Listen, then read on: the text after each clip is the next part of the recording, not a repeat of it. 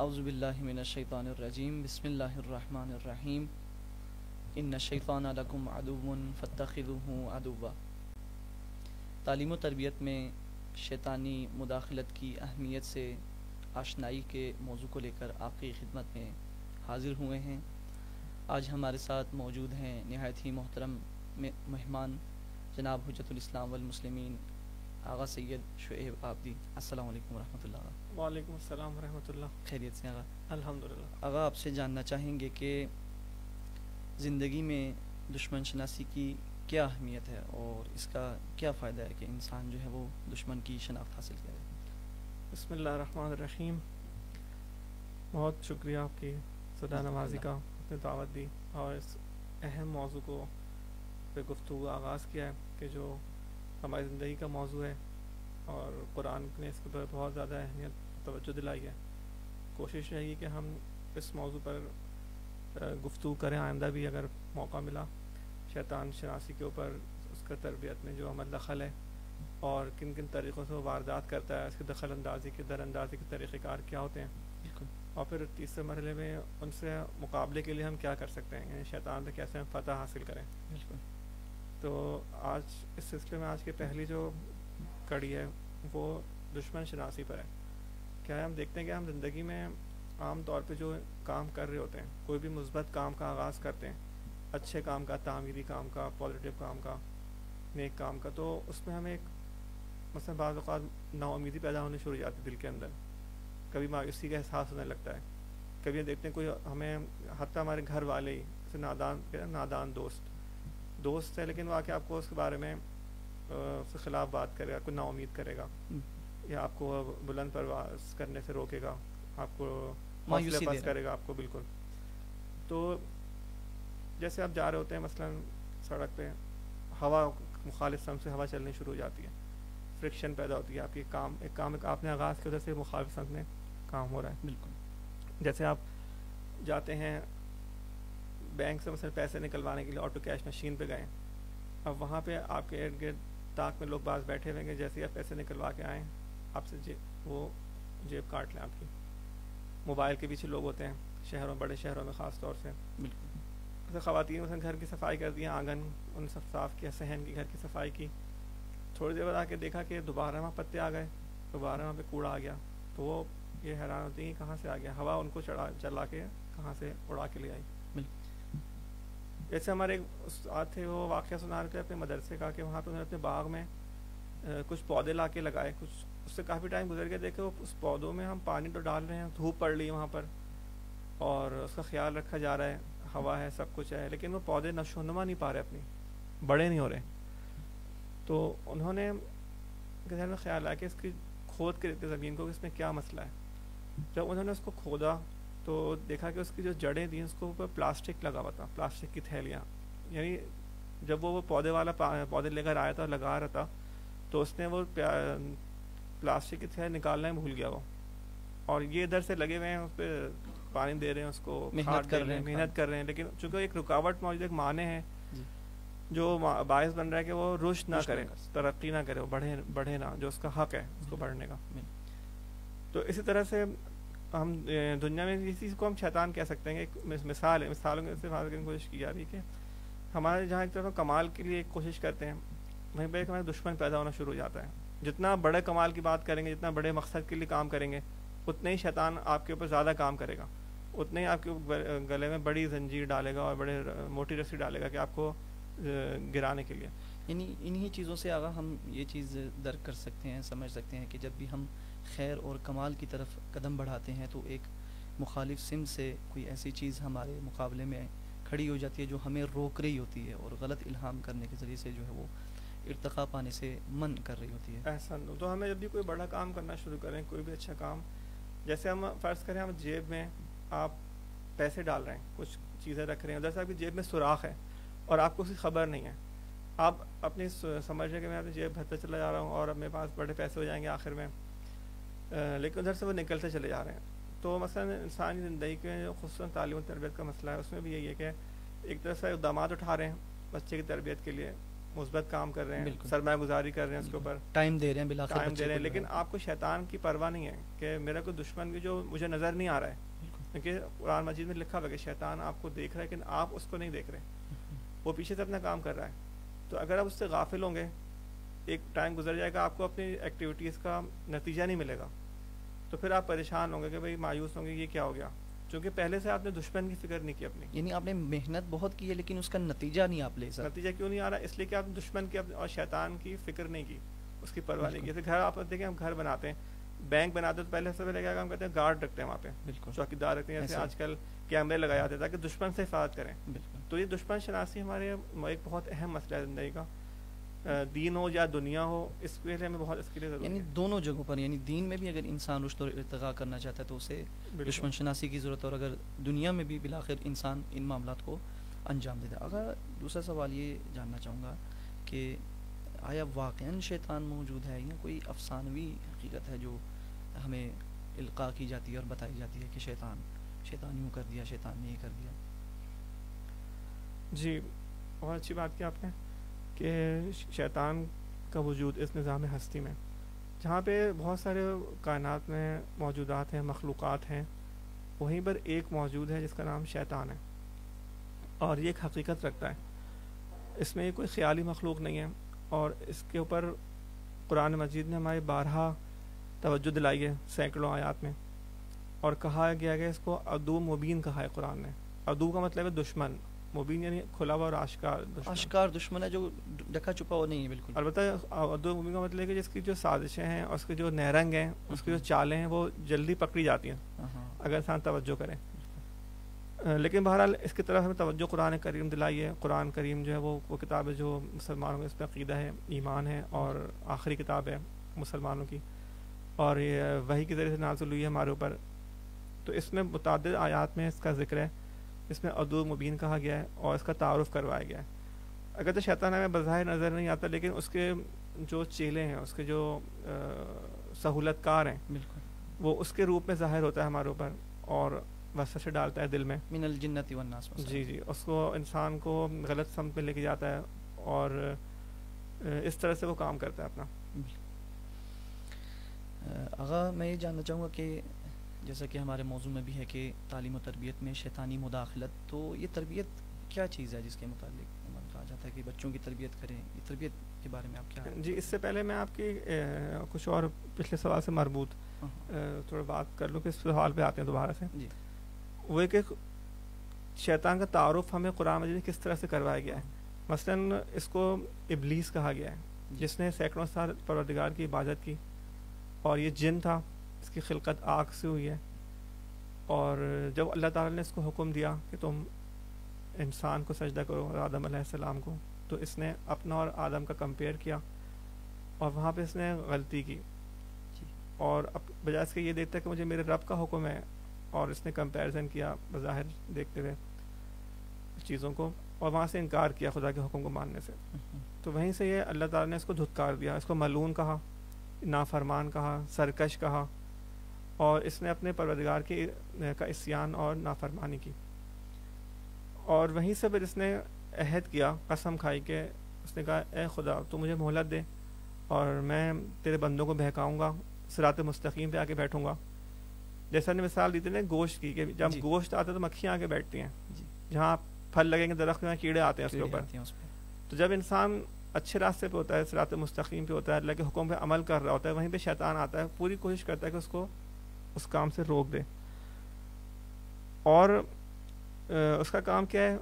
گناہ کو زینت دینا, ڈیکوریٹ کرنا, پرکشش بنانا, لالچ دینا انسان کو, جھوٹے وعدے دینا, اللہ تعالیٰ کا انکار اس کے ذہن میں ڈالنا, شک ڈالنا دین کے باتوں میں. اور شیطان کہتا ہے کہ میں انسان کو اس کے سیدھے ہاتھ سے آؤں گا, اس کے حملہ کروں گا, الٹے ہاتھ کی طرف سے آؤں گا, سامنے سے آؤں گا, پیچھے سے آؤں گا, ہر طرف سے اس پہ حملہ کروں گا. اب اس کی تفصیل ہے, اس سے کیا مراد ہے بعد میں شاید کسی موقع پہ اس پہ روشن کیا جائے. اگر انسان صراط مستقیم پر چلنا بھی جائے تو پھر بھی شیطان جو ہے, بالکل شیطان آتا ہی وہاں پر ہے جہاں انسان صحیح راستے پر ہو, کوئی نیک کام کر رہا ہو, یعنی غلط راستے پر شیطان نہیں آتا, ہاں سیدھے راستے پہ ہی آتا ہے. تو یہ اس کے بعد آپ نے جو سوال کیا تھا کہ تربیت کیا چیز ہے جو مثلا جس کے بارے میں عموماً ہمیں بتایا جاتا ہے کہ تربیت بہت ضروری ہے, جہاں پر شیطانی مداخلت کا موضوع بھی آج ہم لے کر آئے ہیں. بالکل کہ جہاں پہ ایز اے ایک مسلمان ہونے کے ناطے انسان کے وہ ذمہ داریاں عائد ہوتی ہیں جب وہ ایمان لے آتا ہے، جس طرح اس کے بارے میں سوال کیا گا قرآن مجید کی روح اور آیات کی روح سے، احادیث کی روح سے، روز قیامت، اس میں خدا کے بارے میں، نبی کے بارے میں، دین کے بارے میں، حقوق اللہ، حقوق الناس، نماز، روزہ. وہیں پہ انسان کے بارے سے سوال کیا گا اس کی اولاد کے بارے میں کہ ہم نے آپ کو جو نعمتیں دی تھیں ان میں سے ایک بہت بڑی نعمت کیا تھی؟ اولاد تھی. تو اولاد کے بارے میں سوال کیا کہ آپ نے اولاد کے ساتھ کیا کیا؟ آیا اس کا حق ادا کیا؟ اتنی بڑی آپ کو نعمت ادا کی گئی تھی، اس کے حقوق ادا کیا آپ نے یا نہیں ادا کیا؟ اگر انسان، جیسے قرآن مجید میں ارشاد ہوتا ہے کہ انما اموالکم و اولادکم فتنہ وعند اللہ اجر عظیم، کہ تمہاری اولاد اور اموال جو ہیں وہ امتحان ہے تمہارا، وہ تمہارے امتحان ہے اس میں، اور اگر تم نے اس کے بارے میں مثلا اچھی کارکردگی دکھائی اور شکر نعمت کیا، اس کو اس راہ میں لگایا، اس نعمت کو اس میں، یعنی صحیح تعلیم و تربیت ان کی انجام پائی تو بالکل پھر اس کا کوئی اجر ہے، تو اس کا اجر عظیم ہے. لیکن اگر انسان نے ایسا نہیں کیا تو پھر اس کے لیے دوزخ کا جہنم ہے. جیسے کہا کہ قو انفسکم و اہلیکم نارا، کہ اپنے آپ کو، اپنے گھر والوں کو جہنم کی آگ سے بچاؤ. تو پوچھا گیا روایت میں کہ کیسے ہم اپنے آپ کو اور اپنے گھر والوں کو جہنم کی آگ سے بچائیں؟ تو فرمایا کہ اچھا نیک اعمال انجام دو اور اپنے گھر والوں کو بھی اس کی یاد دہانی کرواؤ. یعنی یہی تربیت کا اصل مقصد ہے کہ بالکل انسان یہ خود بھی تربیت کا ایک طریقہ کار ہے اور ذریعہ ہے کہ تو اس میں اگر انسان اللہ تعالیٰ کے احکام کے مطابق اس کی مخلوق کے ساتھ رویہ نہیں رکھے گا اور وہ اس کو حقوق ادا نہیں کرے گا اولاد کے، اور اپنے فرائض والدین ادا نہیں کریں گے، ٹیچرز ادا نہیں کریں گے، تو کیا ہوگا؟ پھر جگہ خالی ہو جائے گی، شیطان وہاں مداخلت کرے گا آگے، پھر وہ اپنی چیزیں اس میں ڈالے گا لا کر. وہ کہے گا کہ آپ اس کو اس طرح سے تربیت کریں، اس کو دنیائی مقاصد کی طرف ڈھکیلے گا.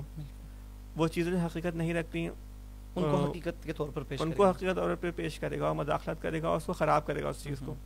یعنی اگر والدین اگر یہ فریضہ انجام نہ دیں اور جو بچوں کا حق ہے اس کو ادا نہ کریں، اسی طرح اساتذہ جن کو والدین کے درجے پر قرار دیا ہے، اگر وہ اپنی یہ ذمہ داری درست طریقے سے انجام نہیں دیتے تو شیطان اس خلا کو پورا کرنے کے لیے جو ہے وہ حاضر ہے بچوں کو. مثلا ہم دیکھتے ہیں کہ ایک چیز اس کا نمونے کے طور پر تربیت کے مقاصد. ابھی آپ کسی لوگ جو بچے ہیں جو اسکول جاتے ہیں، کالج جاتے ہیں، جو یونیورسٹی جاتے ہیں، ان سے پوچھیں ذرا کہ آپ کس مقصد کے تحت تعلیم حاصل کر رہے ہیں، آپ کیا پڑھ رہے ہیں، آپ کیوں پڑھ رہے ہیں، ہدف کیا، آپ کا مقصد کیا ہے. تو آپ کو شاید کوئی بھی نہ ملے، ایسا آپ کو ممکن ہے کم لوگ ملیں کہ وہ کہیں کہ ہم اللہ کا بندہ بننے کے لیے تعلیم حاصل کر رہے ہیں، کہ اللہ تعالیٰ ہم سے کیا چاہا ہے، اپنے وظائف دنیا میں معلوم کریں، ایک اچھے انسان بنیں. وہ کوئی کہے گا مجھے ڈاکٹر بننا ہے، کوئی انجینئر بننا ہے، وہ بھی کس لیے؟ پیسہ کمانے کے لیے. درحالی کہ مسلمان بھی ہے یہ بچہ، مسلمان یعنی اللہ تعالیٰ کا جو وجود ہے، جس نے اس کو خلق کیا ہے، تمام نعمتوں سے اس کو نوازا ہے، سب کچھ اس کو دیا، والدین نے اتنی دعا کرنے کے بعد اس اولاد کو حاصل کیا ہے. اور وہ جب عملی میدان میں آیا تو شیطان نے کیا کیا؟ ان کے نفس اور شیطان نے مل کر اس کو بھلا دیا، اپنے مقصد کو جو اعلیٰ مقصد ہونا چاہیے تھا. اور اس کی جگہ پہ کیا لے آئے؟ دنیا کو لے آئے، پیسے کو لے آئے. ایک دنیا کو شیطان نے اتنی چارمنگ بنا دیا، اس کو اتنا ڈیکوریٹ کر دیا اور ڈرا دیا. شیطان کا ایک کام شیطان کا ڈرانا ہے، خوف پیدا کرتا ہے انسان کے دل میں کہ یہ نہ ہو جائے، وہ نہ تمہارے اندر تم چل کے فقیر ہو جاؤ گے، تمہارے بچوں کا کیا ہوگا، نہ بچے بڑے ہوں گے تو ان کا کیا ہوگا. بچوں کو دنیا کے بارے میں اتنا ڈرا دیتا ہے کہ تو آخرت کو بھلا دیتے ہیں، خدا کو بھلا دیتے ہیں اور پوری زندگی میں لگا دیتے ہیں اس کے اندر کہ پیسہ کس طرح سے جبکہ ہم دیکھ رہے ہیں دنیا کی زندگی 60-70 سال کی ہے اور آخرت کی زندگی ہے وہ ہمیشگی ہے. دین کا علم اگر آپ حاصل کریں گے تو وہ آپ کو آخرت تک لے کے جائے گا. ہمیشگی کی آپ کی زندگی ہے وہ سیکیور ہو رہی ہے. لیکن دنیاوی علم اس کی مدت 50, 60, 70, 80 سال، اس کے لیے اتنی کوشش محنت کر رہے ہیں، اتنا پیسہ خرچ کر رہے ہیں، لیکن جو آپ کو ہمیشہ کی زندگی ہے اس کے بارے میں کوئی فکر نہیں ہے. مثلا قرآن بھی پڑھانے جاتے ہیں بچوں کو تو صرف ناظرہ کی تعلیم دیتے ہیں، ظاہری قرات، بس الفاظ پڑھنے آ جائیں صحیح طریقے سے کہ ایک رسم مسلمانی ادا ہو جائے. قرآن کیا کہہ رہا ہے، اس کا پیغام کیا ہے، تاکہ لوگ کچھ نہ کہیں، لوگ کچھ نہ قرآن سے کوئی اس طرح سے انس نہیں. اور بھائی کوئی لوگ ہیں برا نہ کہیں اس کو تو مسلمان سے قرآن پڑھنا نہیں آتا، یہ کیسے والدین ہیں. تو یہ ایک ظاہری طور پہ یہ سب چیز شیطان کی کارروائیاں ہیں، اس کو بہت بڑا عمل دخل ہے اس کا کہ جو تعلیم و تربیت میں رکاوٹ ڈالتی ہیں. تو تربیت کے اندر جو ہے نا ایک ضرورت، اس میں ہم یہ کہہ سکتے ہیں کہ جیسے مولا علی علیہ السلام فرماتے ہیں نہج البلاغہ میں کہ انما قلب الحدث کالارض الخالیہ، کہ بچے کا، نوجوان کا جو دل ہوتا ہے وہ ایک خالی زمین کی طرح سے ہوتا ہے. کہ اگر آپ اس کو چھوڑ دیں گے تو اس میں خالی زمین کیسی ہوتی ہے؟ آپ نے دیکھا ہوگا پلاٹ بعض اوقات گھر کے برابر میں دیکھا ہوگا خالی پڑے ہوئے ہیں، اس پہ کیا نظر آتا ہے؟ وہ جھاڑیاں، جھاڑیاں اس میں کتے بلیاں رہ رہے ہوتے ہیں, سانپ بچھو, ٹھیک ہے, وہ زمین ہے, کرکٹ بھی پھینک دیتے ہیں, کچرا پھینک رہے ہوتے ہیں, اور بدبو وہاں پہ ایک عجیب غریب کیفیت ہوتی ہے. کیوں؟ اس لیے کہ اس خالی زمین کو آپ نے اس پہ کام نہیں کیا, اس سے محنت نہیں کی, تو اس پہ لامحالہ کیا نکلا, جھاڑ جھنکار جھاڑیاں نکل آئی وہاں پہ. تو مولا علیہ السلام فرماتے ہیں کہ بادر تو قابل ادب, تو اس لیے میں تمہاری تربیت میں ادب میں تمہیں جلدی کیا قبل ان یشتغل لبک, اس سے پہلے کہ تمہارا ذہن مشغول ہو جائے, تمہارا دل جو ہے وہ سخت ہو جائے.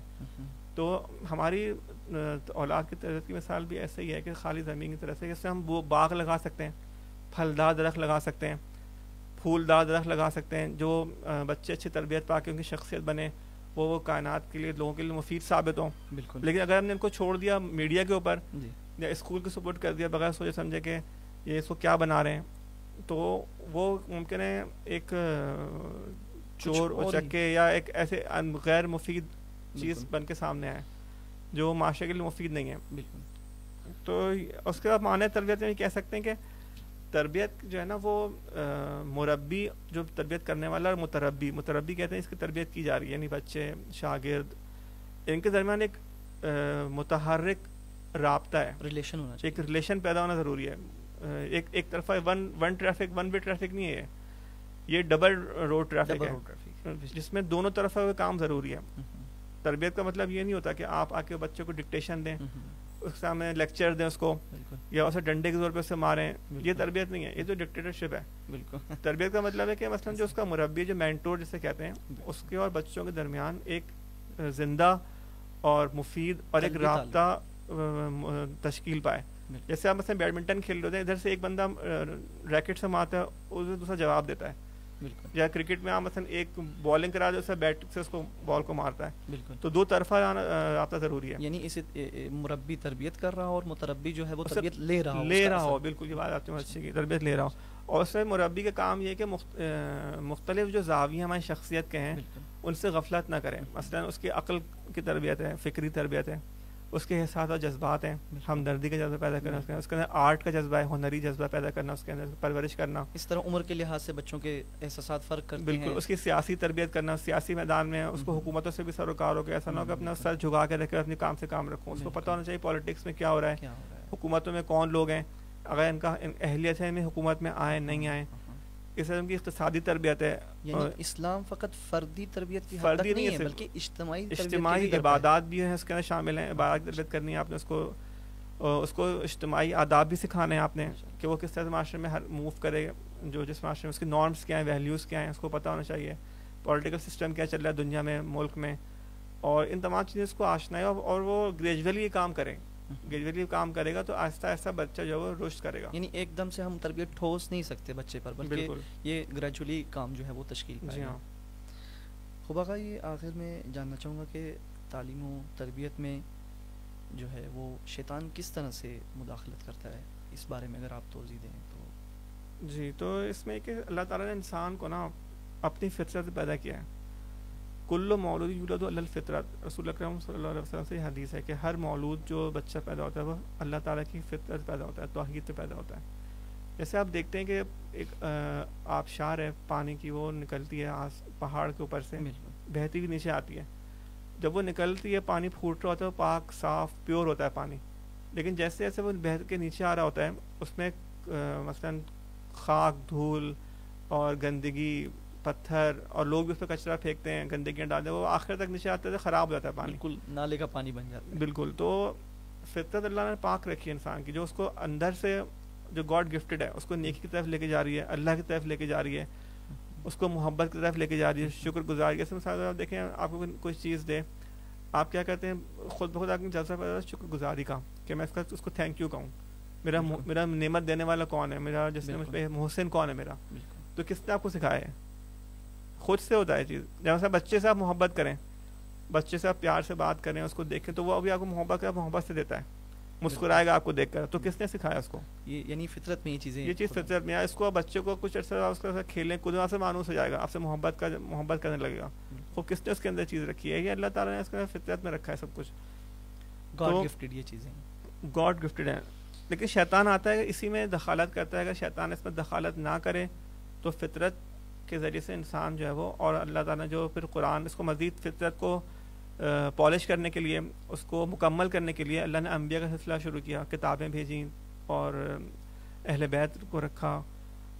تو ان پہ اگر ہم عمل کریں گے، قرآن کو بھیجا رسول اللہ کی تعلیمات ہیں، انبیاء کی تعلیمات ہیں، ان کو اگر ہم فالو کریں گے تو ہماری فطرت جو مزید پالش ہوگی اور وہ ایک پھلدار درخت کی صورت میں ہمارا بچہ جو ہے وہ سامنے آ جائے گا.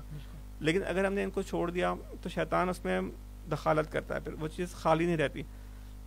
جیسا کہ آپ نے خود مثال بھی دی کہ خالی پلاٹ ہو تو اس میں لوگ کچرا پھینکتے ہیں، جھاڑیاں اگتی ہیں، یہ ساری چیزیں اس میں ہوتی رہتی ہیں. مثلا شیطان کا کام ہے جھوٹ بولنا، انسان کو جھوٹے وعدے دینا، اس کو لالچ دینا، اس کو جلد بازی کی طرف لے کے جانا، اس کو مراحل تربیت میں وہ دخالت کرتا ہے انسان کی.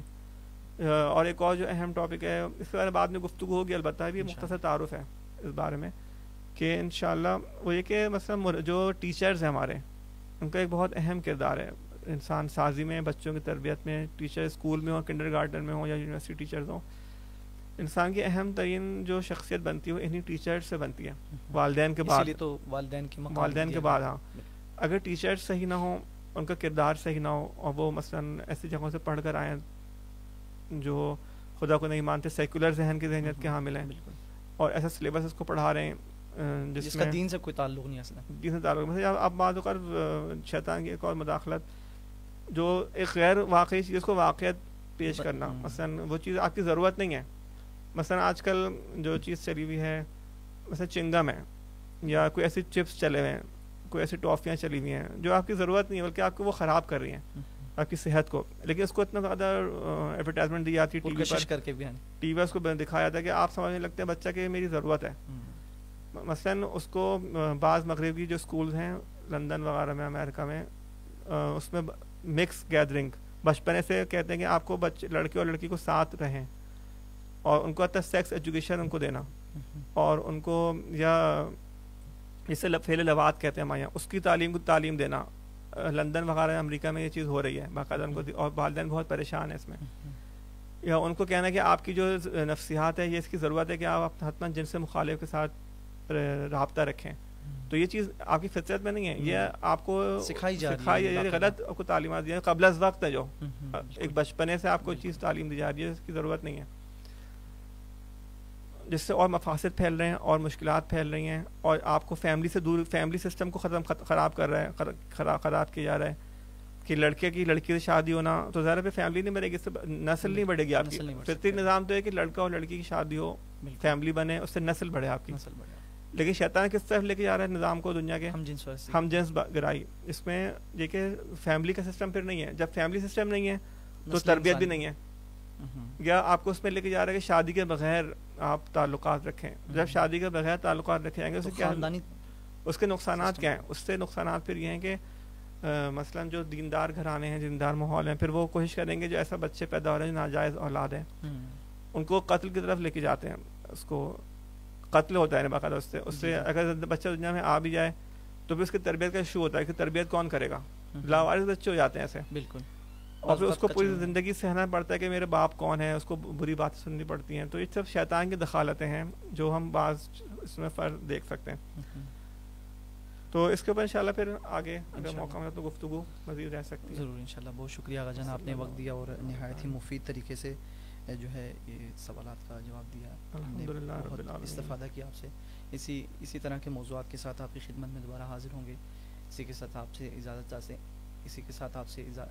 چاہتے ہیں. السلام علیکم ورحمۃ اللہ وبرکاتہ.